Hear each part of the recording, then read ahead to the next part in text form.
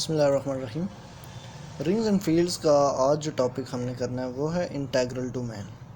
Integral domain को start करने से पहले हम एक छोटी सी डेफिनेशन देख लेते हैं ज़ीरो डिवाइज़र की। तो ज़ीरो डिवाइज़र की डेफिनेशन है if R is A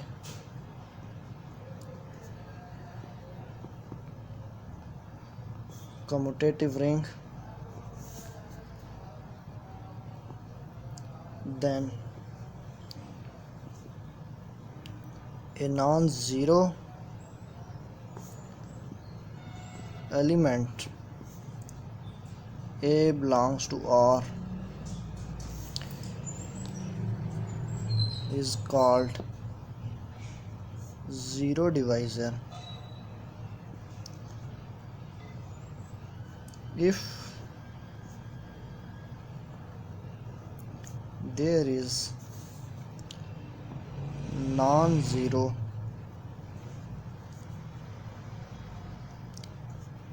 element B belongs to R such that AB is equal to zero. Zero divisor की डेफिनेशन ये है कि R का कोई एक एलिमेंट फॉर एग्ज़ाम्पल A हम कहेंगे वो ज़ीरो डिवाइज़र है अगर R में एक और एलिमेंट B भी मौजूद हो कि उन ये दोनों नॉन ज़ीरो है, A भी नॉन ज़ीरो है, B भी नॉन ज़ीरो, दो नॉन ज़ीरो एलिमेंट अगर उनका प्रोडक्ट ज़ीरो दे दे तो हम कहेंगे A B का ज़ीरो डिवाइज़र है या B A का ज़ीरो डिवाइज़र है। ये ज़ीरो डिवाइज़र की डेफिनेशन है। अभी हमने इसके बाद इंटेग्रल डोमेन की डेफिनेशन देखनी है। बल्कि इंटेग्रल डोमेन की डेफिनेशन देखने से पहले इसकी एग्जांपल भी हम देख लेते हैं ज़ीरो डिवाइज़र की। Z4 अगर मैं लूँ 0 1 2 3, इसमें ये तीन एलिमेंट्स आते हैं Z4 के अंदर। अब इसमें 2 को अगर 2 से हम मल्टीप्लाई करें 2 2 ज़र 4 हो जाता है 4, और अंडर मॉड्यूलो 4 अगर 4 को 4 से डिवाइड करें 4 1 ज़र 4 और इसका रिमाइंडर बच जाता है 0, तो ये आंसर दे देता है 0। अब ये दो नॉन ज़ीरो एलिमेंट्स इनका प्रोडक्ट ज़ीरो दे रहा है तो हम कहेंगे ये 2 इस 2 का ज़ीरो डिवाइज़र है। या यहाँ पे अगर एलिमेंट्स चेंज हो तो हम कहेंगे ये पहला एलिमेंट दूसरे का ज़ीरो डिवाइज़र है या दूसरा पहले का ज़ीरो डिवाइज़र, ऐसे भी हम कह सकते हैं। तो इस तरह के एलिमेंट्स एग्जिस्ट करते हैं रिंग आर के अंदर के दो नॉन ज़ीरो उनको आपस में मल्टीप्लाई करें तो वो आंसर ज़ीरो दे दें। अब हमने इंटेग्रल डोमेन की डेफिनेशन देखनी है।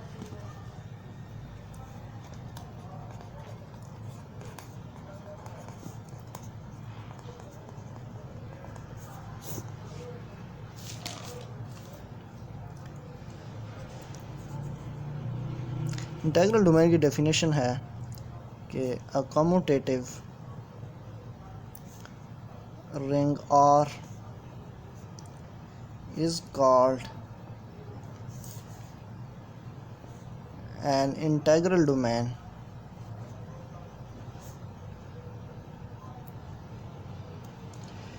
if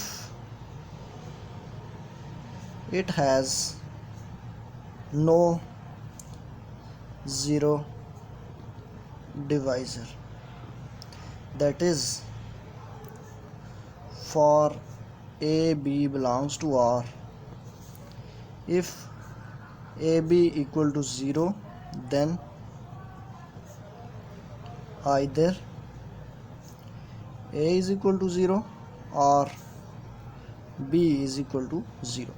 तो इंटेग्रल डोमेन की डेफिनेशन ये है कि कि कोई भी ऐसा कम्यूटेटिव रिंग और उसको हम इंटेग्रल डोमेन कहेंगे अगर उसमें कोई भी ज़ीरो डिवाइज़र एग्जिस्ट ना कर रहा हो, मतलब कोई भी ऐसे दो नॉन ज़ीरो एलिमेंट ना हो जिनको मल्टीप्लाई करें तो आंसर ज़ीरो दे। बल्कि अगर कोई भी दो एलिमेंट का प्रोडक्ट ज़ीरो आ रहा हो तो उसमें या तो पहले वाला ज़ीरो होना चाहिए या दूसरे वाला ज़ीरो होना चाहिए, मतलब एक लाजमी ज़ीरो होना चाहिए। ऐसी कंडीशन नहीं बननी चाहिए कि दोनों नॉन ज़ीरो और आंसर ज़ीरो दें।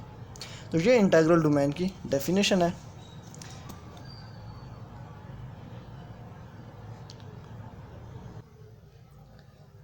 इंटीग्रल डोमेन की एग्जांपल हम देख लेते हैं कि एग्जांपल क्या हो सकती है। ऐसे कौन सा सेट हो सकता है कम्यूटेटिव रिंग, जो ऐसा सेट जो कम्यूटेटिव रिंग हो और उसमें कोई ऐसे दो element non zero element exist ना करते हों कि उनका प्रोडक्ट ज़ीरो आए, यानी कि कोई ज़ीरो डिवाइज़र उसमें एग्जिस्ट ना करते हो। तो अगर हम रेजिड्यू क्लासेस का सेट लेते हैं, लेट्स से Z3 में एलिमेंट्स होते हैं 0 1 2। ये रेजिड्यू क्लासेस मॉड्यूलो 3 का सेट लिया मैंने और इसके अंदर 3 एलिमेंट्स हैं। अब ये हमें पता है कि ये कम्यूटेटिव रिंग बनाती है और इसे हम चेक भी कर सकते हैं कि ये कम्यूटेटिव रिंग बन जाती है। अब फर्दर इसमें हमने ये चेक करना है क्या इसमें कोई ज़ीरो डिवाइज़र है। तो ज़ीरो डिवाइज़र ये देखना है हमने कि दो नॉन ज़ीरो एलिमेंट्स का प्रोडक्ट ज़ीरो आ रहा है या नहीं आ रहा है। तो नॉन ज़ीरो का मतलब ये है कि अगर हम 1 को 1 से मल्टीप्लाई करें तो वो 1 ही आता है, और अगर 1 को 2 से मल्टीप्लाई करें, ये नॉन ज़ीरो है, तो 2 1 2 आता है। 2 को 2 से मल्टीप्लाई करें तो ये आता है 4। 4 को जब मॉड्यूलो 3 करेंगे उसका रिमाइंडर 1 आएगा, तो ये यहाँ पे 1 आ जाएगा। तो अब हमने सारे चेक कर लिए, नॉन ज़ीरो किसी भी दो एलिमेंट्स का प्रोडक्ट वो ज़ीरो नहीं आ रहा। इसका मतलब ये है कि इसमें कोई भी ज़ीरो डिवाइज़र है ही नहीं इसमें। तो ज़ीरो डिवाइज़र कोई भी नहीं है, इसका मतलब है ये जो कम्यूटेटिव रिंग है, ये Z3 जो है ये इंटीग्रल डोमेन है। तो इसके अगर एक और एग्जांपल हम लें, Z4 में एलिमेंट्स हैं 0 1 2 3। अब इसमें अगर हम चेक करें तो 1 को 1 से मल्टीप्लाई करेंगे 1 आएगा, 1 को 2 से करेंगे 2 1 2 आएगा, 2 को 2 से करेंगे 2 2 4 आएगा, और 4 यहाँ पे अंडर मॉड्यूलो 4 जो है ये ज़ीरो हो जाएगा। तो ये दो नॉन ज़ीरो एलिमेंट्स हैं, इनका प्रोडक्ट ज़ीरो आ जाएगा। तो ये जो है ये ज़ीरो डिवाइज़र हो जाए। इसका मतलब है 2 is zero divisor of 2 is a zero divisor. तो ज़ीरो डिवाइज़र हो गया, तो इसका मतलब है कि ये इंटीग्रल डोमेन नहीं है। Z4 is not an integral domain. तो इस तरह से हम देख सकते हैं इंटीग्रल डोमेन को। उम्मीद है आपको समझ आ गई होगी।